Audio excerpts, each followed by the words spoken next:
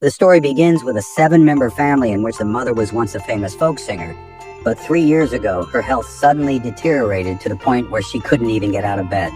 The father spent all the family's savings on her treatment, yet Suwano's condition showed no signs of improvement. Even the children in the house had started avoiding caring for her, so a small bell was placed next to her, which she could ring whenever she needed help. One day, Suwano rang the bell as she usually did, but this time something was different. As soon as the daughter Rini entered her mother's room, Suwano threw her food and began ringing the bell frantically out of fear. Her eyes were stuck to the ceiling as if she had seen something horrifying. Rini looked up too, but saw nothing. She thought her mother's mental state was affected due to her illness and helped her lie down before stepping out of the room. That evening, when Tony returned from school, he began combing his mother's hair like he did every day. But this time, he saw her hair falling out in clumps. Thinking it might be due to a strong draft, he went to close the window. But when he turned back, Suwano was staring at him with a strange and unsettling gaze. Frightened, he ran out of the room immediately. When Rini was told about this, she began to suspect that something was indeed wrong. The next day, she told her father that they should move out of the house, but the father gave no reply. That night, he was whispering something in Suwano's room, and Rini overheard the conversation. She didn't understand anything, but she was also scared, so she stayed silent. That very night, the sound of a bell woke Rini. When she reached Suwano's room, she saw Suwano standing by the window. For a moment, it seemed like Suwano had recovered, but as soon as she tried to touch Suwano, another bell rang. When she turned around, the real Suwano was lying on the bed, ringing the bell loudly. It all felt like a terrifying dream. But when Rini went to Suwano's room again, everything was exactly the same as she had seen in her dream. This time, Suwano was on the bed, but suddenly she collapsed into Rini's arms and passed away right then and there. The next day, her funeral was held. Everyone thought everything would go back to normal now, but the real horror was just beginning. That very night, another family member saw a shadow in the nearby cremation ground. At the same time, the bell was heard ringing again in the house, even though Suwano was no longer in this world. When they opened the door to Suwano's room, they saw the bell moving in the air on its own. Since their mother's death, little Tom Tony had been living in fear. One night, while he was listening to songs on the radio, the sound of that same bell started coming from it. The very same bell that Suwano had, and as soon as he turned off the radio, he saw Suwano's old comb appear in his hand. Terrified, he turned on the lights, but everything went back to normal, and the comb had disappeared. Meanwhile, younger brother Ian and older sister Bondi, who had woken up at midnight to use the bathroom, saw that the picture of their mother hanging on the wall looked unusually frightening. Out of fear, Bondi covered the picture with a sheet, but as soon as the sheet came down, it had covered a strange shadow instead. Both of them ran away in fear. When Rini arrived after hearing the sound, everything seemed normal again, but now everyone understood that it wasn't an illusion. It was actually Suwano's spirit trying to communicate something. The next morning, Tony took Suwano's bell and comb and went straight to the cemetery, where he buried them in his mother's grave. Perhaps this would bring peace to her soul. Meanwhile, Henra contacted Rini. He told her that on the day of Suwano's funeral, he had seen a terrifying shadow, the same shadow that was later seen in Rini's house. Henra invited them to his home because his father could control spirits using tantric powers, but Rini declined, saying it wasn't right to visit someone's house without a valid reason. A few days later, the grandmother, who had been unconscious and in a wheelchair for years, suddenly started walking on her own. When Rini returned home, she saw that the grandmother was nowhere to be found. She set out to find her with Ian. Just then, they heard Bondi scream. When Rini arrived, she saw Bondi pointing toward the well. As Rini looked into the well, she saw her grandmother's dead body floating inside.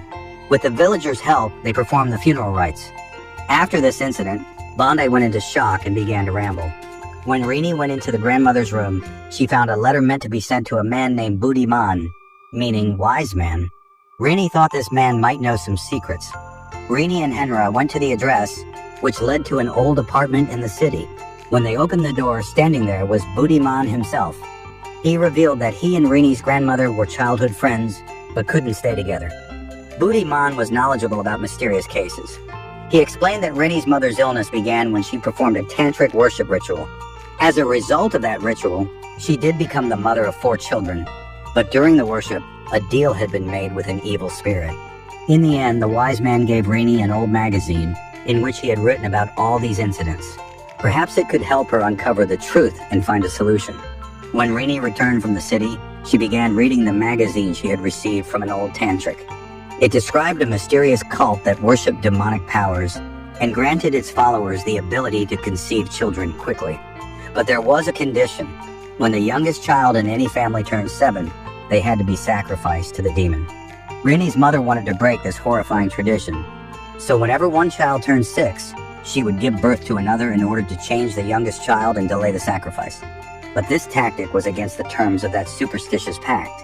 As a result, Suwono, the mother, became so ill she couldn't even get out of bed, and now the 4th child had become the demon's next target. The most terrifying part was that the 4th child's birthday was only 3 days away. Rini refused to believe any of it. But then another strange event occurred. At midnight, her little brother Ian was going to the bathroom when someone knocked on the door. Hesitantly, he opened it, only to see their dead mother standing outside. He tried to run, but his kurta got caught on a nail in the wall. Thankfully, it was just a hallucination. Still, the fear was so intense that Ian spent the entire night curled up inside an old box. That same night, Rini was praying in front of Grandma's photo, but she felt like someone was staring at her. When she turned around, there was nothing there. But just a moment later, a shadow appeared right in front of her. Rini screamed and decided it was no longer safe to stay in the house. Not even for a moment. All the siblings, terrified, ran to Henra's house and took shelter there. The next morning, a phone call came. It was from the same wise man who had given the magazine.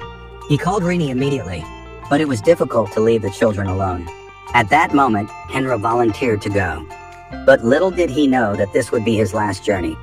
As soon as Henra reached the wise man, he was handed an important letter and was told that under any circumstance, it had to be delivered to Rini. Without wasting any time, Henra started heading back. But on the way, a shadow suddenly appeared before him.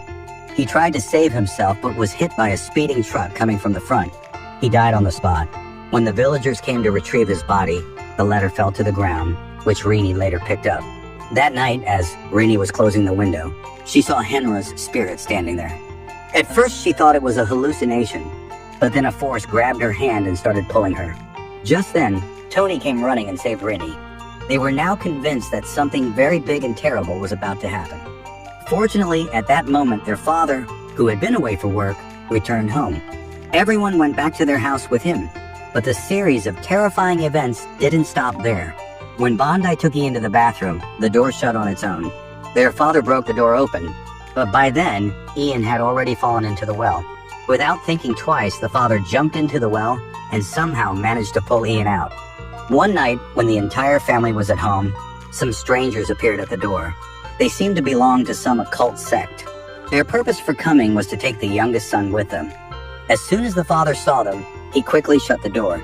But immediately after, Grandma's empty wheelchair started moving on its own and was hurled rapidly toward the family. An invisible force created chaos throughout the house.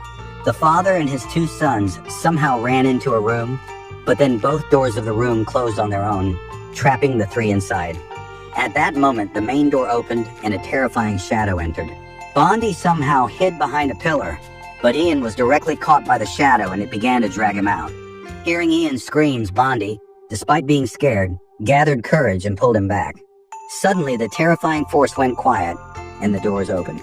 Now the father realized that something big was about to happen. He ran to the kitchen, grabbed a knife, and rushed outside. Angrily, he warned the occultists, but they didn't respond. Instead, they scattered some red-colored seeds on the ground and left. The family thought everything was over. They immediately planned to leave the house. But while they were waiting for the vehicle to vacate the house, Reese saw those same red seeds scattered in the nearby forest. She didn't know that these were no ordinary seeds. They were symbols of demonic power. By evening, the truck still hadn't arrived, and then the electricity in the house went out. That night, when Ree opened the letter sent by the wise man, the entire truth was revealed. It turned out that little Ian was no ordinary child. He was the offspring of the devil, being taken back so he could inherit its powers. Those red seeds were guiding markers for the devil's servants, and Grandma had jumped into the well to die so that she could become a spirit and protect the family. As soon as Rennie said that, the sound of the bell was heard again from outside the house. Everyone ran outside and saw Ian going with those demons. He was waving his hand, gesturing to them. Seeing this, Tony pulled his father back into the house. But now the dead creatures began to enter the house and broke through the first wall. As they reached the second wall, they stopped because Grandma's spirit was standing in front of the door, blocking them so the family could escape. At that very moment, the wise one arrived with his vehicle. The whole family escaped with him. 1 year later, the family was living a peaceful life in a new city. A sweet neighbor lady brought groceries for them every week, but they had no idea that the same red seeds were kept in that neighbor's house. The same symbols that could once again summon demonic powers into the home. As soon as Rennie closed the door, the danger returned. Sometimes the greatest fear in life is the one that cannot be seen. But by facing that fear, we discover our true strength. With this, the story ends here. Subscribe to this channel for more horror stories like this.